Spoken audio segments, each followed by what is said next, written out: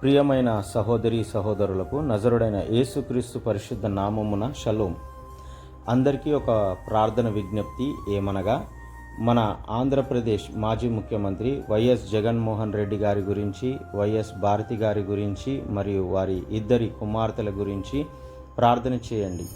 ఆంధ్ర రాష్ట్రంలో elections results తర్వాత జరుగుతున్న పరిణామాల దృష్ట్యా వారి కుటుంబ క్షేమం కొరకు దేవుని యొక్క కాపుదల, మంచి ఆరోగ్యముల గురించి ప్రార్థన చేయవలసిందిగా మనవి.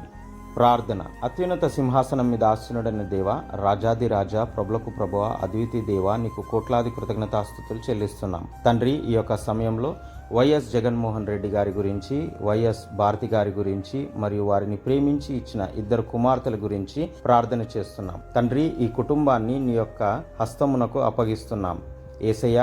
ఈ కుటుంబాన్ని నీ యొక్క రక్తం చేత ముద్రిస్తున్నాం.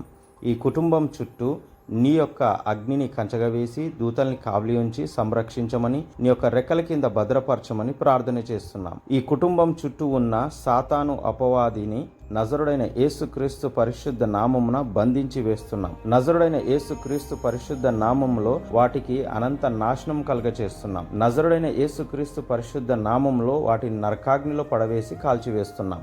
ప్రేమగల దేవ, జాలిగల దేవ, దయగల దేవ, కృపగల దేవ, ఈ కుటుంబాన్ని మంచి ఆరోగ్యాలు, శాంతి సమాధానాలతో దీవించి ఆశీర్వదించమని నజరుడైన యేసుక్రీస్తు పరిశుద్ధ నామంలో ప్రార్థన చేసి అతి వినయంతో బ్రతిమ్లాడి అడిగి వేడుకుంటున్నాము పరమ తండ్రి.